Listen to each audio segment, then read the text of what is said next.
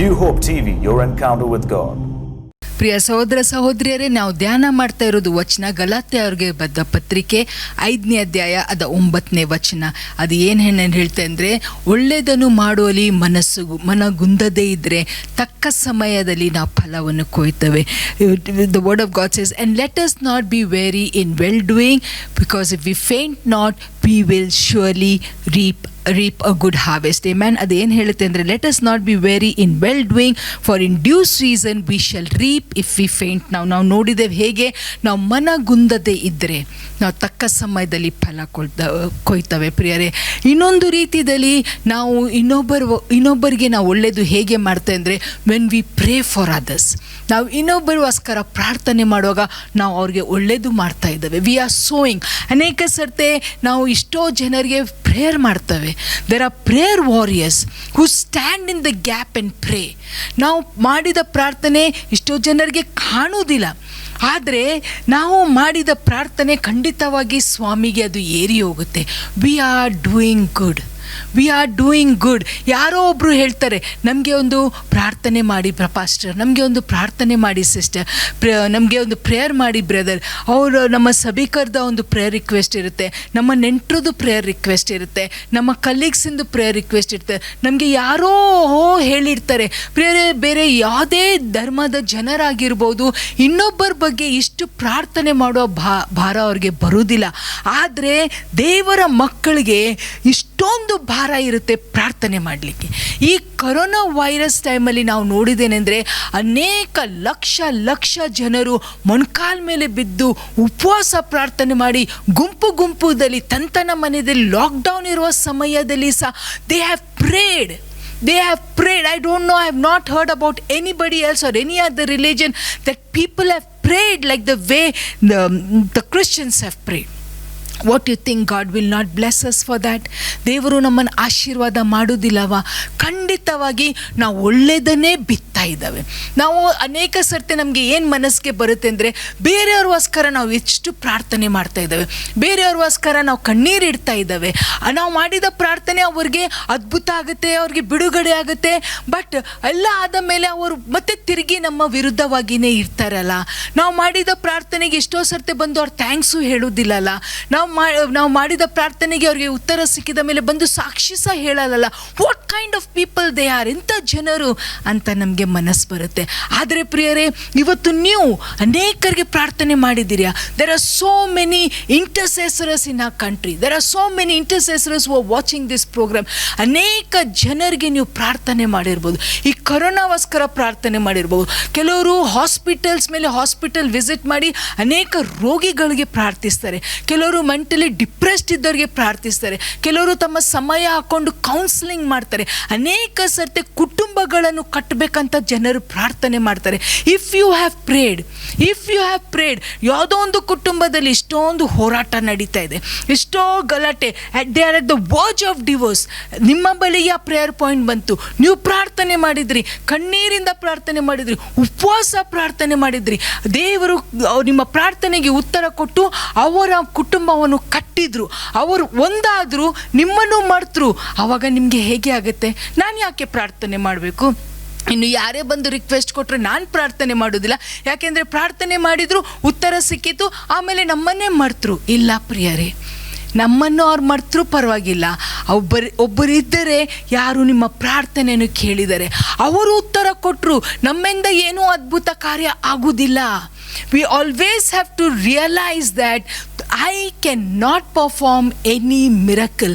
ಇವತ್ತು ಹೇಗೆ ಆಗಿದೆ ಅಂದರೆ, ನಾವು ನಮ್ಮ ಮೂಲಕವಾಗಿ ಒಂದು ಹೀಲಿಂಗ್ ಆಯಿತು, ಅಥವಾ ಒಂದು ಡೆಲಿವರೆನ್ಸ್ ಆಯಿತು, ಒಂದು ದೆವ್ವಕಾಟದಿಂದ ಬಿಡುಗಡೆ ಆಯಿತು, ಒಂದು ಕುಟುಂಬ ಒಂದಾಯಿತು, ಯಾರಿಗೆ ಒಂದು ನಮ್ಮ ಮೂಲಕ ಮದುವೆ ಸೆಟಲ್ ಆಯಿತು, ಏನೋ ಒಂದು ಆದ ತಕ್ಷಣ we market that so much. We forget that it is the doing of the Lord. ಸ್ವಾಮಿ ಅದ್ಭುತ ಮಾಡದೇ ಇದ್ದರೆ I am just nothing. He uses us.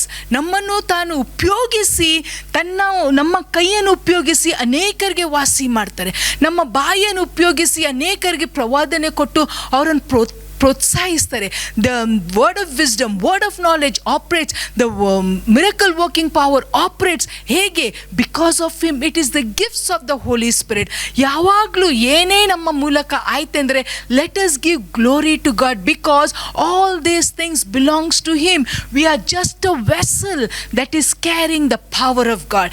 ಅದಕ್ಕೆ ನಮ್ಮ ಮೂಲಕ ನಾವು ಪ್ರಾರ್ಥನೆ ಮಾಡಿದರೆ, ನಾವು ಇಷ್ಟೋ ಸರ್ತೆ ನೋಡಿದ್ದೇವೆ, ನಾನು ಪ್ರೇಯರ್ ಮಾಡಿದ್ದೇವಂತ ಹೇಳ್ರಿ, ನನ್ನ ಮೂಲಕ ಆಯ್ತಂತ ಹೇಳ್ರಿ. ನೋ, ನಮ್ಮ ಪ್ರತಿಫಲ ಬರುವುದು ಸ್ವಾಮಿಯಿಂದಲೇ. ನಾವು ಪ್ರಾರ್ಥನೆ ಮಾಡಿದ್ದೇವೆ, ವಿ ಹ್ಯಾವ್ ಪ್ರೇಡ್. ಹಾಗೆ ಒಬ್ಬರ ವಿಷಯದಲ್ಲಿ ದೇವರ ವಾಕ್ಯದಲ್ಲಿ ನಾವು ನೋಡ್ತೇವೆ. ಯೋಬನ ಗ್ರಂಥ, the book of Job, chapter 42, 42ನೇ ಅಧ್ಯಾಯ. ಯೋಬಂದು ಪರಿಸ್ಥಿತಿ ನಮಗೆ ಎಲ್ಲರಿಗೆ ಗೊತ್ತಿದೆ ಹೇಗೆ ಇತ್ತು ಅಂತ.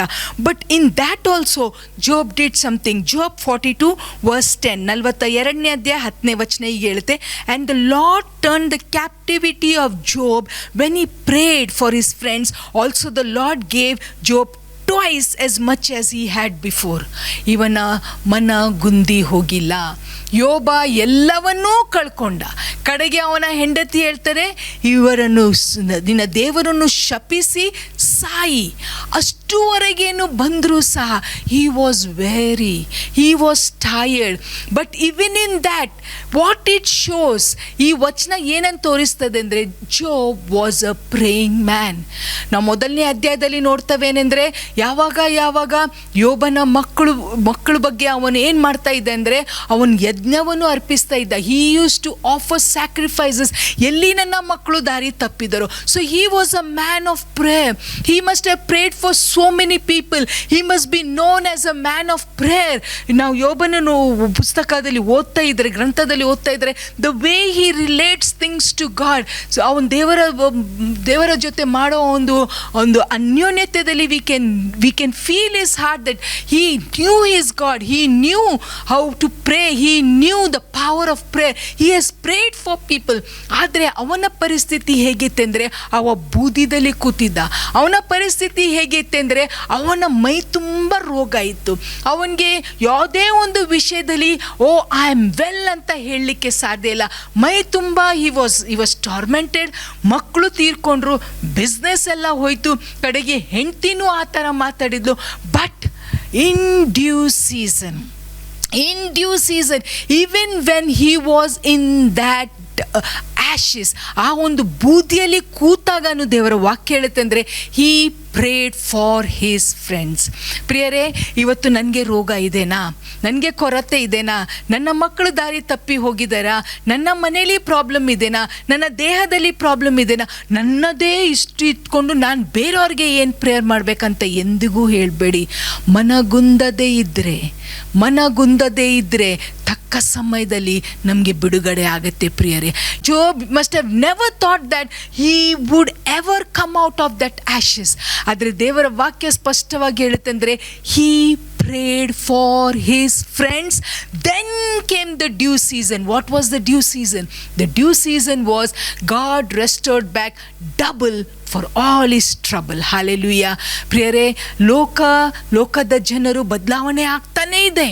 ಮೊನ್ನೆ ಯಾರ್ದೊಂದು ಮೆಸೇಜನ್ನು ನಾನು ಕೇಳ್ತಾ ಇದ್ದೆ.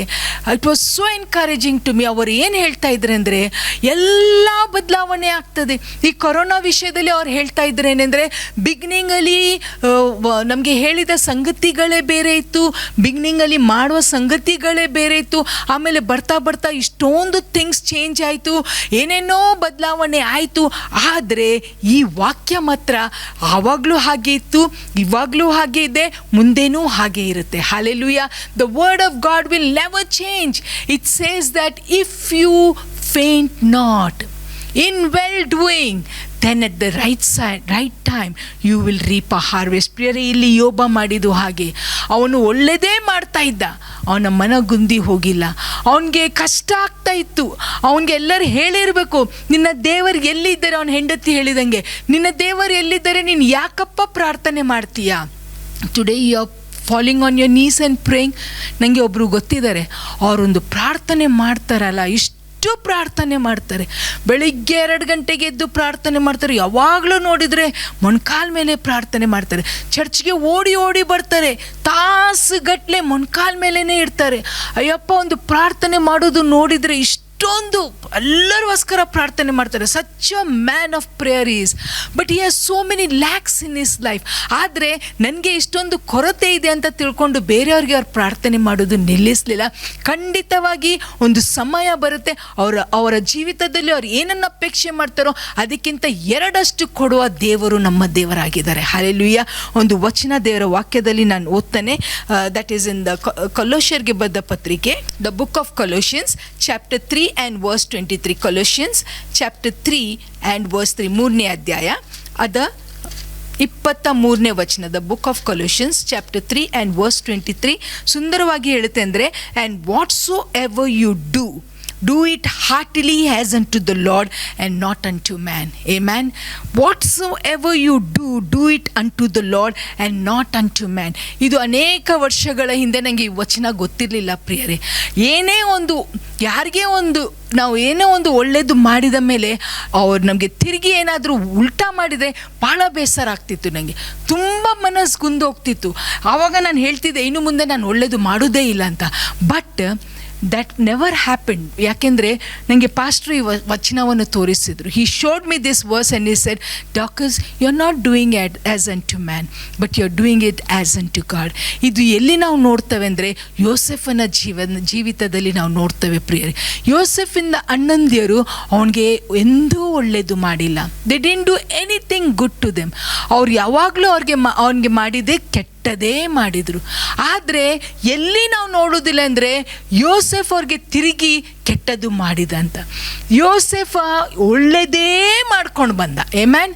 ಅವನನ್ನು ನೀರಿಲ್ಲದ ಬಾವಿಲಿ ಹಾಕಿದ್ರು, ನೋ ಪ್ರಾಬ್ಲಮ್. ಅಲ್ಲಿಂದ ತಗೊಂಡೋಗಿ ಪೋಟಿಫರ್ ಮನೆಯಲ್ಲಿ ಮಾರಿದ್ರು. ಅಲ್ಲಿ ಅವನು ಒಳ್ಳೆಯದು ಮಾಡಬೇಕಂತ ಇರಲಿಲ್ಲ. ಅವನು ಒಂಥರ ಬಿಟರ್ನೆಸ್ ಅವನ ಒಳಗೆ ತುಂಬಿಕೊಳ್ಬೇಕಿತ್ತು. ಒಂದು ಥರ ರಿಜೆಕ್ಷನ್ ಇತ್ತು, ಒಂಥರ ಡಿಪ್ರೆಷನ್ ಇತ್ತು. ಯಾಕೆ ನನ್ನ ಅಣ್ಣಂದಿಯರು ಹೀಗೆ ಮಾಡಿದರು? But we see that Joseph was a very faithful servant in the house of Potiphar. ದೇವರ ವಾಕ್ಯ ಹೇಳುತ್ತೆ ಅಂದರೆ, Potiphar notice that God was with Joseph. ದೇವರು ಯೋಸೆಫನ ಸಂಗಡ ಇರುವ ಕಾರಣ ಯೋಸೆಫನ್ಗೆ ಎಲ್ಲ ವಿಷಯದಲ್ಲಿ ಏಳಿಗೆ ಆಗ್ತಾ ಇತ್ತು. And the house of Potiphar was blessed because of Joseph. ಪ್ರಿಯರೇ, ಯೋಸೆಫ್ ಏನು ಮಾಡ್ತಾ ಇದ್ದ? He was fearing God. He was fearing God.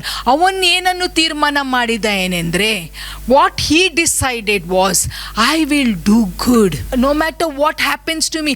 There was no chance. ಅವನಿಗೆ ಯಾವುದೇ ಒಂದು ರೀತಿಯಿಂದ ಯಾರಿಗೂ ಒಳ್ಳೆಯದು ಮಾಡಬೇಕಂತ ಬರಲೇಬಾರ್ದಿತ್ತು. ಯಾಕೆಂದರೆ ಚಿಕ್ಕ ಪ್ರಾಯದಿಂದ ಅವನಿಗೆ ಏನೂ ಒಳ್ಳೆಯದಾಗಿಲ್ಲ. ಅನೇಕ ಸಮಯದಲ್ಲಿ ನಾವು ನೋಡ್ತವೇನೆಂದರೆ, ಈ ಕಳ್ತನ ಮಾಡ್ತಾರೆ, ಮರ್ಡರ್ಸ್ ಮಾಡ್ತಾರೆ, ಓಕೆ, ಗ್ಯಾಂಗ್ಸ್ಟರ್ಸ್ ಆಗ್ತಾರೆ. ಅವರನ್ನು ಪೊಲೀಸ್ ತಗೊಂಡು ಹೋಗಿ ಇಂಟರೋಗ್ರೇಟ್ ಮಾಡಿದಾಗ, ಅವರ ಜೊತೆ ಮಾತಾಡಿದಾಗ ಅವ್ರಿಗೆ ಕೇಳ್ತಾರೆ, ನೀವು ಹೀಗೆ ಆಗಲಿಕ್ಕೆ ಕಾರಣ ಏನು? ಅವಾಗ ಅವ್ರು ಹೇಳ್ತಾರೇನೆಂದರೆ, ಅವರ ಚಿಕ್ಕ ಪ್ರಾಯದಲ್ಲಿ ಅವ್ರಿಗೆ ಮಳ್ತಾ ಇರ್ತಾರೆ, ಅಥವಾ ಅವರ ತಂದೆ ತಾಯಿ ಅವರನ್ನು ರಿಜೆಕ್ಟ್ ಮಾಡಿರ್ತಾರೆ, ಅವರನ್ನು ತಿರಸ್ಕಾರ ಮಾಡಿರ್ತಾರೆ. They grow up with all those bitterness in the heart.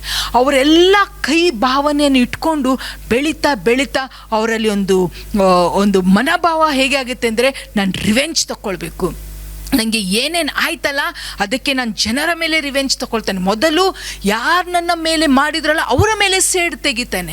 First I will take revenge on the people who are responsible for this state of my life. I am uneducated today, I am rejected today, I am look down today, I have so much of problems in me, it's is because of this people ಅಂತ ಮನಸ್ಸಲ್ಲಿ ಒಂದು ಕೈ ಭಾವನೆಯಿಂದ ಅವ್ರು ಬೆಳೀತಾ ಬೆಳೀತಾ ಬೆಳೀತಾ very young age 20-22 they get in to crime.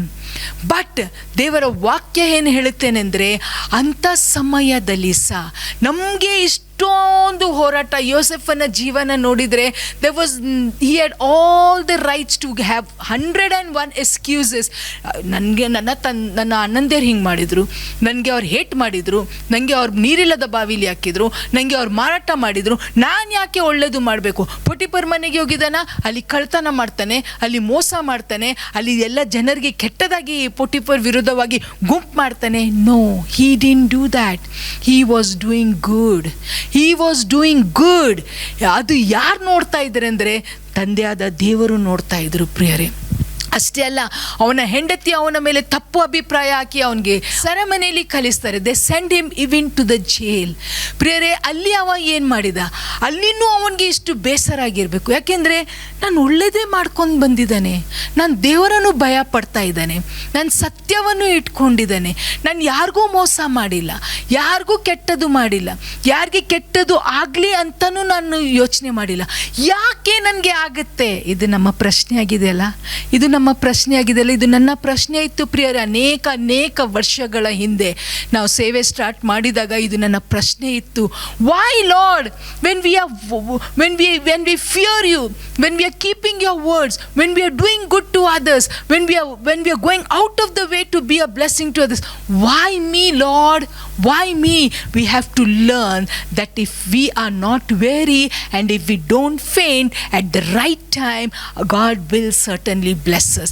ಮನಗುಂದದೆ ಇದ್ರೆ ತಕ್ಕ ಸಮಯದಲ್ಲಿ ನಾವು ಫಲ ಕೊಯ್ತೇವೆ. ಅಲ್ಲಿ ನಾವು ನೋಡ್ತೇವೆ ಆದಿಕಾಂಡ 40ನೇ ಅಧ್ಯಾಯ, the book of Genesis chapter 40 and verse 14. 40ನೇ ಅಧ್ಯಾಯ 14ನೇ ವಚನ ನಾನು ಓದ್ತೇನೆ. But think on me when it shall be well with thee, and show kindness, I pray thee, unto me, and make mention of me unto Pharaoh, and bring me out of this house. ಈ ಮಾತನ್ನು ಅವನು ಯಾವಾಗ ಹೇಳ್ತಾನೇನೆಂದರೆ, ಅವನು ಸೆರೆಮನೆಯಲ್ಲಿ ಇದ್ಕೊಂಡು dreams, ಕನಸಿನ ಒಂದು ಅರ್ಥಗಳನ್ನು ಹೇಳ್ತಾ ಇದ್ದ. ಪ್ರಿಯರೇ, ಅವನಿಗೆ ಯಾಕೆ ಬಿದ್ದಿತ್ತು? ಅವನ ಬಗ್ಗೆ ಅವನಿಗೆ ಸೆರೆಮನೆಯಿಂದ ಹೊರಗೆ ಬರೋ ಚಾನ್ಸೇ ಇರಲಿಲ್ಲ. His life is filled with bitterness, his life is filled with rejection, his life is filled with only shame, his life is filled with false accusation. ಇಷ್ಟೇ ಎಲ್ಲ ಇರುವಾಗ ಇನ್ನೊಬ್ಬರಿಗೆ ಒಳ್ಳೇದಾಗಲಿ ಅಂತ ಅವನು ಯಾಕೆ ಯೋಚನೆ ಮಾಡಬೇಕು? ಇದು ನಿಮ್ಮ ಪ್ರಶ್ನೆ, ನನ್ನ ಪ್ರಶ್ನೆ ತಾನೇ. ಆದರೆ ಅವನು ಹಾಗೆ ಮಾಡಿಲ್ಲ. ಅವನ ಜೀವಿತದಲ್ಲಿ ಏನು ಆಗಿದ್ರೂ ಸಹ he just put it all aside and he was a blessing to people. Are we like that today? ಒಂದು ಸ್ವಲ್ಪ ಸಂಗತಿ ಆದ ತಕ್ಷಣ ನಾವು ಬಿಟ್ಟು ಕೊಡ್ತೇವೆ. ಇನ್ನು ನಾನು ಏನು ಮಾಡೋದಿಲ್ಲ, ಇನ್ನು ನಾನು ಯಾರಿಗೆ ಸಹಾಯ ಮಾಡೋದಿಲ್ಲ, ಇನ್ನು ನಾನು ಯಾರಿಗೆ ಪ್ರಾರ್ಥನೆ ಮಾಡೋದಿಲ್ಲ, ಇನ್ನು ನಾನು ಯಾರಿಗೆ ಕೊಡೋದಿಲ್ಲ, ಇನ್ನು ನನ್ನ ಮನೆಗೆ ಯಾರೂ ಸೇವಕರು ಬರಬಾರ್ದು. 101 ಥಿಂಗ್ಸ್ ವಿ ಸೇ. ಇವನಿಂದ ನಾವು ಕಲಿಯುವುದೇನೆಂದರೆ, ಎಂಥ ಒಂದು ಪರಿಸ್ಥಿತಿಯಲ್ಲಿ ಇದ್ದರೂ ಸಹ ಅಲ್ಲಿ ಅವ್ರ ಬಟ್ಲರ್ಗೆ, ಬೇಕರ್ಗೆ ಹೇಳ್ತಾನೆ, ಇಂಟರ್ಪ್ರಿಟೇಷನ್ಸ್ ಬಿಲಾಂಗ್ಸ್ ಟು ಗಾಡ್. ಅಲ್ಲಿನೂ he is a blessing to somebody. Hallelujah.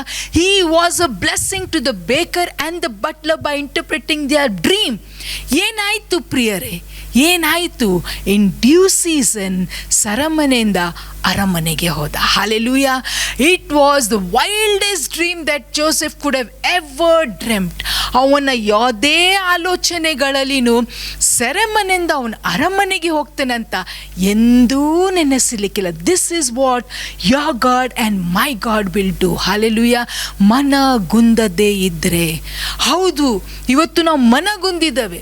ಅಯ್ಯೋ, ನನ್ನ ಸ್ವಂತ ಮಕ್ಕಳೇ ನನ್ನ ಆಸ್ತಿಗೋಸ್ಕರ ಇವತ್ತು ನನಗೆ ಹೀಗೆ ಮಾಡಿದ್ರು, ಇವತ್ತು ಇಷ್ಟು ನಡೀತಾ ಇದೆ, ಒಂದು ಕುಟುಂಬದಲ್ಲಿ ಇವತ್ತು ಇಷ್ಟು ನಡೀತಾ ಇದೆ, ಇಷ್ಟು ಮಾರಾಮಾರಿ ಆಗ್ತಾ ಇದೆ, ಇಷ್ಟು ಕೋರ್ಟ್ ಕೇಸ್ ಆಗ್ತಾ ಇದೆ, ಗಂಡ ಹೆಂಡತಿ ಮಧ್ಯದಲ್ಲಿ, ತಂದೆ ತಾಯಿ ಮಕ್ಕಳ ಮಧ್ಯದಲ್ಲಿ ನಾವು ಎಲ್ಲ ಮಾಡಿದೆವು. ನಮ್ಮ ಕಷ್ಟ ಕಾಲದಲ್ಲಿ ಮಕ್ಕಳಿಗೆ ಓದಿಸಿ ನಿಲ್ಲಿಸಿದ್ದೇವೆ. ಇವತ್ತು ಅದೇ ಮಕ್ಕಳು ನಮಗೆ ಉಲ್ಟಾ ಮಾಡ್ತಾ ಇದ್ದಾರೆ. ನಾವು ಯಾಕೆ ಪಾಸ್ಟ್ರು ಒಳ್ಳೇದು ಮಾಡಬೇಕು ಅಂತ ಹೇಳ್ತವೆಲ್ಲ. ಕೆಲವು ದಿನಗಳ ಹಿಂದೆ ಒಬ್ಬರು ಫೋನ್ ಮಾಡಿದ್ರು. ಅವರು ಬೇರೆ ದೇಶ ಗಲ್ಫಲ್ಲಿ ಇದ್ಕೊಂಡು ಪಾಪ ವಿದ್ವೆ, ಬೇರೆ ದೇಶದಲ್ಲಿ ಕೆಲಸ ಮಾಡಿ ಏನೋ ಒಂದು ಸ್ವಲ್ಪ ಹಣ ಕೂಡಿಸಿಟ್ಟಿದ್ರು. ಅವರ ಮಗಳ ಫ್ರೆಂಡ್ ಯಾರು, ಅವ್ರಿಗೆ ನಮಗೆ ಸ್ವಲ್ಪ ಕಷ್ಟ ಇದೆ, ತುಂಬ ಕಷ್ಟ ಇದೆ, ನಮಗೆ ಸಹಾಯ ಮಾಡಿ ಅಂತ ಹೇಳಿದ್ದಕ್ಕೆ ಈ ಅಮ್ಮನ ಹತ್ರ ಇದ್ದದ್ದು 3-4 ಲಕ್ಷ ಅವ್ರಿಗೆ ಕೊಟ್ಟು ಬಿಟ್ರು. ಕೊಟ್ಟ ಮೇಲೆ ಈಗ ಇಷ್ಟೋ ವರ್ಷ ಆಗಿದೆ, ತಿರುಗಿ ಕೊಡೆಂದರೆ ಕೊಡ್ತಾನೇ ಇಲ್ಲ. ಈಗ ಆ ಅಮ್ಮನಿಗೆ ಪಾಪ ಬೇರೆ ದೇಶದ್ದು ಕೆಲಸ ಹೋಗಿದೆ, ಇಲ್ಲಿ ಬಂದಿದ್ದಾರೆ, ವಿಧವೆ ಮಕ್ಕಳನ್ನು ಸಾಕೊಳ್ಬೇಕು, ಕಷ್ಟದಲ್ಲಿ ಇರುವಾಗ. ಬಟ್ ಯಾರಿಗೆ ಹಣ ಕೊಟ್ಟಿದ್ದಾರೋ ಅವರೀಗ ಚೆನ್ನಾಗಾಗಿದ್ದಾರೆ, ಕಾರ್ ಇಟ್ಕೊಂಡಿದ್ದಾರೆ, ಮನೆ ಇದೆ, ಎಲ್ಲ ಇದೆ. ಇವರೀಗ ಅವ್ರಿಗೆ ಕಾಸು ಕೇಳಿದರೆ ನನಗೆ ಈಗ ಕೊಡಲಿಕ್ಕೆ ಆಗಲ್ಲ, ನನ್ನ ಹತ್ರ ಈಗ ಕಾಸಿಲ್ಲ ಅಂತ ಏನೇನೋ ನೋವು ಹೇಳ್ತಾ ಇದ್ದಾರೆ. ಅವ್ರು ನನಗೆ ಕೇಳ್ತಾ ಇದ್ದಾರೆ, ಒಳ್ಳೇದು ಮಾಡೋದು ತಪ್ಪಾ ಸಿಸ್ಟರ್, ಒಳ್ಳೇದು ಮಾಡೋದು ತಪ್ಪ, ಅಯ್ಯೋ ಪಾಪ ಅಂತ ನಾನು ಕೊಟ್ಟೆ. ಈಗ ನನ್ನ ಪರಿಸ್ಥಿತಿ ಹೀಗೆ ಇದೆ, ಈ ಲಾಕ್ಡೌನಲ್ಲಿ ನನ್ನ ಹತ್ರ ಏನೂ ಇಲ್ಲ, ನನಗೆ ಕೆಲಸನೂ ಇಲ್ಲ, ನಮ್ಮ ಮನೇಲಿ ಇವತ್ತು ಊಟ ಮಾಡಲಿಕ್ಕೆ ಕಷ್ಟ ಇದೆ. ಆದರೆ ನೋಡಿ ಅವ್ರಿಗೆ ಕೇಳಿದರೆ ಅವ್ರು ಕೊಡ್ತಾ ಇಲ್ಲ. ಈ ಎಲ್ಲ ಸಂಗತಿಗಳು ನಮ್ಮ ಜೀವನದಲ್ಲಿ ಆದರೆ ನಾವು ಏನು ಹೇಳ್ತೇವೆ, ನಾವು ಯಾರಿಗೂ ಸಹಾಯ ಮಾಡಲ್ಲ. We will not help anybody. ನಾವು ಏನಕ್ಕೆ ಮಾಡಬೇಕು, ನಮಗೆ ಮಾಡಿ ಏನು ಸಿಕ್ಕುತ್ತೆ? ಇಲ್ಲ ಪ್ರಿಯರೇ, ನಾವು ಮನಗುಂದದೇ ಇದ್ದರೆ, if we do not give up, if we faint not in doing good, the time will come. ನಮಗೆ ಗೊತ್ತಿಲ್ಲ ನಮಗೆ ಹೇಗೆ ಬಿಡುಗಡೆ ಆಗುತ್ತೆ ಅಂತ, ನಮಗೆ ಗೊತ್ತಿಲ್ಲ ನಮ್ಮ ಅರಮನೆ ಯಾವಾಗ ಬರುತ್ತೆ ಅಂತ, ನಮ್ಮ ಜೀವಿತದಲ್ಲಿರುವ ಎಂಥ ಲ್ಯಾಕ್ಸ್ ಇದೆನೋ ಅದು ನಮಗೆ ಗೊತ್ತಿಲ್ಲ ಪ್ರಿಯರೇ, ಅವ್ರಿಗೆ ಗೊತ್ತಿದೆ. ಸಮಯದಲ್ಲಿ ದೇವರ ವಾಕ್ಯ ಹೇಳುತ್ತೆ ಅಲ್ಲ, ಪೌಲನ್ಗೆ ಇದು ಆದ ಒಂದು ಅನುಭವ ಏನೆಂದರೆ, ತಕ್ಕ ಸಮಯದಲ್ಲಿ ಪ್ರತಿಫಲ ಹೊಂತವೆ ಅಂತ ಹೇಳಿದಾರಲ್ಲ, ಹೊಂದೇ ಹೊಂತವೆ. ಆದರೆ ಏನು ಗೊತ್ತಾ, ಮನಗುಂದದೇ ಇರಲಿ. ಯೋಸೆಫ ಮನಗುಂದಿಲ್ಲ. ಅವನ ವಚನದಲ್ಲಿ ಏನು ಅವ್ರಿಗೆ ಹೇಳ್ತೇನೆ ಅಂದರೆ, ನೀವು ಹೊರಗೆ ಹೋದಾಗ ನನ್ನನ್ನು ನೆನೆಸ್ರಿ. ಬಟ್ ಅವರಿಬ್ಬರು ಹೇಗೆ ಇದ್ದಾರೆ ಅಂದರೆ, ಅವನೊಬ್ಬ ಸತ್ತ, ಅವನು ಇನ್ನೊಬ್ಬನಿಗೆ ಅಯ್ಯೋ ಅಲ್ಲಿ ಸೆರೆಮನೆಯಲ್ಲಿ ಯೋಸೆಫ್ ಅಂತ ಒಬ್ಬ ಇದ್ದ, ಅವನು ನನ್ನ ಕನಸಿಂದು ಒಂದು ಇಂಟರ್ಪ್ರಿಟೇಷನ್ ಹೇಳಿ ಇವತ್ತು ನಾನು ಈ ಸ್ಥಾನದಲ್ಲಿ ಇದ್ದಾನಲ್ಲ, ಇವತ್ತು ಅರಸನ ಮುಂದೆ ನಾನು ಮೇಜನ್ನು ಸರ್ವ್ ಮಾಡ್ತಾ ಇದ್ದಾನಲ್ಲ, ನಾನು ಅವನನ್ನು ನೆನಪು ಮಾಡ್ಬೇಕಂತ ನೆನೆಸಿದಾನ. ಅದೇ ಲೋಕ ಪ್ರಿಯರೇ, ಅದೇ ಲೋಕ ನಮ್ಮ ಕಡೆಯಿಂದ ಸಹಾಯ ತಗೊಂಡು ನಮ್ಮನ್ನು ಮರೆಯೋ ಲೋಕ. ಆದರೆ ಅವರು ಮರೆಯೋದಿಲ್ಲಲ್ಲ. ಏನಾಯಿತು, ಒಂದು ಪರಿಸ್ಥಿತಿ, ಒಂದು ಸಿಚುವೇಶನ್ ಹೀಗೆ ಬಂತೆಂದರೆ ಅವನಿಗೆ ಯೋಸೆಫನ ನೆನಪು ಆಯಿತು. He remembered Joseph because it was the will of God to lift Joseph up, because it was Joseph's due season. ಯೋಸೆಫನ ಅದು ಸರಿಯಾದ ಸಮಯ ಆಗಿತ್ತು, ಮೇಲೆ ಎತ್ತುವ ಸಮಯ. ಮೇಲೆ ಎತ್ತುವುದು ನಮ್ಮ ದೇವರು ಒಬ್ಬರೇ ಪ್ರಿಯರೇ. It is the lord who lifts us up. Let us not faint in well doing. ಜನರು ಏನಾದರೂ ಅನ್ನಲಿ, ಲೋಕ ಏನಾದರೂ ಆಗಲಿ, ಇನ್ನೂ ಕೆಟ್ಟತನ ಜಾಸ್ತಿನೇ ಆಗಲಿ, ಇನ್ನೂ ಜನರು ಸೆಲ್ಫಿಶ್ ಇಷ್ಟೇ ಆಗಲಿ, you and I let us not change, because my God doesn't change, his word doesn't change. Amen. ಅಯ್ಯೋ ಲೋಕ ಇಷ್ಟು ಕೆಟ್ಟದಾಗಿದೆ ಅಂತ ದೇವರ ವಾಕ್ಯ ಬದಲಾವಣೆ ಆಗೋದಿಲ್ಲ ಪ್ರಿಯರೇ. ಮನಗುಂದದೇ ಇದ್ದರೆ ತಕ್ಕ ಸಮಯದಲ್ಲಿ ನಾವು ಫಲವನ್ನು ಕೊಯ್ತೇವೆ. When we do good. ಯೋಸೆಫ ಅಲ್ಲಿ ತನಗೆ ಶೇವ್ ಮಾಡದೆ ಅವಮಾನದಲ್ಲಿ ಎಲ್ಲ ವಿಷಯದಲ್ಲಿ ಸೆರೆಮನೆಯಲ್ಲಿ ಇದ್ದರೂ ಸಹ he help them, he encourage them. ಏನಾಯ್ತಂದರೆ ಒಂದು ಸಮಯ ಬಂತು, the due season came and God lifted him up. A due season will come in your life. I can say that with all confidence. ಯಾಕೆಂದರೆ the word of God never changes. ಅನೇಕ ವರ್ಷ ಆಗಿರ್ಬೋದು, ಯೋಸೆಫ ಅನೇಕ ವರ್ಷ ಅಲ್ಲಿ ಮಾರಾಟ ಆಯಿತು, ಜೈಲಾಯಿತು, ಏನೇನೋ ಆಯಿತು, ಆದರೆ ಅವನು ಮನಗುಂದಿಲ್ಲ, ಒಳ್ಳೆಯದು ಮಾಡ್ಕೊತಾನೆ ಇದ್ದ. ಯೋಬನ ವಿಷಯದಲ್ಲಿ ನಾವು ನೋಡ್ತೇವೆ, ಮನಗುಂದಿಲ್ಲ, ಅಂಥ ಒಂದು ಬೂದಿದಲ್ಲಿ ಕುತ್ಕೊಂಡ್ರು ಫ್ರೆಂಡ್ಸ್ಗೋಸ್ಕರ ಪ್ರಾರ್ಥನೆ ಮಾಡ್ತಾ ಇದ್ದ ಪ್ರಿಯರೇ. ಇವತ್ತು ನಾವು ಇವರಿಂದ ಎಲ್ಲ ಒಂದು ಎನ್ಕರೇಜ್ಮೆಂಟ್ ತಗೊಳ್ವೇನೆಂದರೆ, I will not give up in doing God, not because I'm going to get a reward, because the Lord watches everything. ದೇವರು ಎಲ್ಲವನ್ನು ನೋಡಿ ಸರಿಯಾದ ಸಮಯಕ್ಕೆ ನಮಗೆ ಆಶೀರ್ವಾದ ಮಾಡ್ತಾರೆ, ನಮಗೆ ಬ್ರೇಕ್ ಥ್ರೂ ಮಾಡ್ತಾರೆ, ತಿಪ್ಪೆಂದ ಎತ್ತಿ ಪ್ರಭುಗಳ ಮಧ್ಯೆ ಕೂಡಿಸ್ತಾರೆ, ಸೆರೆಮನೆಯಿಂದ ತಗೊಂಡೋಗಿ ಅರಮನೆಯಲ್ಲಿ ಕೂಡಿಸ್ತಾರೆ. Are you very in well doing? God will answer your prayers. God will bless you. ಈ ಒಂದು ಸಮಯದಲ್ಲಿ ನಾವೆಲ್ಲರೂ ಪ್ರಾರ್ಥನೆ ಮಾಡೋ, ದೇವರೇ ನಾನು ಮನಗುಂದಿದ್ದೆ, ಇನ್ನು ಮುಂದೆ ನಾನು ಹಾಗೆ ಮಾಡೋದಿಲ್ಲ. Till my last breath I will certainly do good ಅಂತ ನಾವೆಲ್ಲರೂ ಪ್ರಾರ್ಥನೆ ಮಾಡೋ. ಫಾದರ್ ಇನ್ ಹೆವೆನ್, ಸ್ವಾಮಿ ಸ್ತೋತ್ರ ಸಲ್ಲಿಸ್ತೇವೆ. ನಿಮ್ಮ ವಾಕ್ಯದಿಂದ ಇಷ್ಟೊಂದು ವಿಷಯ ಕಲೀಲಿಕ್ಕೆ ಸಿಕ್ಕತ್ತೆ. ಹೌದು ಸ್ವಾಮಿ, ಇಷ್ಟು ಸರ್ತೆ ನಾವು ಮನಗುಂದಿದ್ದೇವೆ, ಆದರೆ ಇವತ್ತು ನಿಮ್ಮ ವಾಕ್ಯ ಹೇಳುತ್ತೆ ಅಂದರೆ ನಾವು ಯಾರಿಗೇ ಏನೇ ಮಾಡಿದ್ರು we are doing it as unto the lord. ನಿಮಗೆ ಮಾಡಿದಂಗೆ ನಮ್ಮ ದೃಷ್ಟಿ ಇವತ್ತು ಬದಲಾವಣೆ ಆಗಲಿ. ಜನರ ಮೇಲಿಂದ ನಮ್ಮ ದೃಷ್ಟಿಯನ್ನು ತೆಗೆದು ನಿಮ್ಮ ಮೇಲೆ ಇಡಲಿ. Because we are called to do good, and if we do good and if we faint not at the right time we will reap a good harvest. Hallelujah ಸ್ವಾಮಿ, ಸ್ತೋತ್ರ ಸಲ್ಲಿಸ್ತೇವೆ. ಅನೇಕ ಅನೇಕ ಜನರಿಗೆ ಇವತ್ತು ಮೋಸ ಆಗಿದೆ. ಅನೇಕ ಜನರು ಇವತ್ತು ಹೋರಾಟ ಮಾಡ್ತಾ ಇದ್ದಾರೆ, ಅಯ್ಯೋ ನಾವು ಇವರಿಗೆ ಕೊಟ್ಟು ಮೋಸ ಆಯ್ತಂತ. ಸ್ವಾಮಿ, ಅವ್ರಿಗೆ ಇದೊಂದು ಆದರಣೆ ಆಗಿರಲಿ ಕರ್ತನೆ. ಅವರು ಇನ್ನೊಬ್ಬರಿಗೆ ಮಾಡಿದ ಸಹಾಯ, ಇನ್ನೊಬ್ಬರಿಗೆ ಕಷ್ಟದಲ್ಲಿ ನಿಲ್ತದ್ದು ಅವ್ರು ನೋಡಿದ್ದೀರಿ, ಅವರು ಇನ್ನೊಬ್ಬರಿಗೋಸ್ಕರ ಮಾಡಿದ ಪ್ರಾರ್ಥನೆಯನ್ನು ನೀವು ಕೇಳಿದಿರಿ, ಅವರನ್ನು ನೀವು ಎತ್ತಲಿಕ್ಕೆ ಇದ್ದೀರಿ ಸ್ವಾಮಿ ಕರ್ತನೆ. ಯಾಕೆಂದರೆ ನೀವು you are not an unrighteous God to forget the good that we have done to others. ನಿಮ್ಮ ವಾಕ್ಯ ಇವತ್ತು ನಮಗೆ ಎಷ್ಟೊಂದು ಪ್ರೋತ್ಸಾಹ ಕೊಡ್ತಾ ಇದೆ ಸ್ವಾಮಿ. ಇವತ್ತುವರೆಗೆ ನಮ್ಮ ಮನಗುಂದಿದ್ರೆ ಇನ್ನೂ ಇವತ್ತಿಂದ ಹೊಸ ಬಲದಿಂದ ಇನ್ನೂ ಹೆಚ್ಚು ನಾವು ಅನೇಕರಿಗೆ ಸಹಾಯ ಮಾಡುವವರಿಗೆ, ಇನ್ನೂ ಹೆಚ್ಚು ಒಳ್ಳೆ ಕಾರ್ಯ ಮಾಡುವಂಗೆ ಸ್ವಾಮಿ ನಮಗೆ ನೀವು ನಡೆಸಲಿಕ್ಕೆ ಇದ್ದೀರಿ. ಅದಕ್ಕೆ ಸ್ತೋತ್ರ. ನಮ್ಮ ದೃಷ್ಟಿಯನ್ನು ನಿಮ್ಮ ಮೇಲೆ ಇಟ್ಟು ನಮ್ಮ ಓಟವನ್ನು ಓಡ್ತವೆ ಸ್ವಾಮಿ. ನಮಗೆ ಆಶಾಭಂಗ ಆಗುವುದೇ ಇಲ್ಲ ಸ್ವಾಮಿ. ಸ್ತೋತ್ರ ಸಲ್ಲಿಸುವೆ. Thank you for this word. Thank you for encouraging me and encouraging all of us through your word. Giving you all the glory. Pray with thanksgiving in Jesus' name. Amen.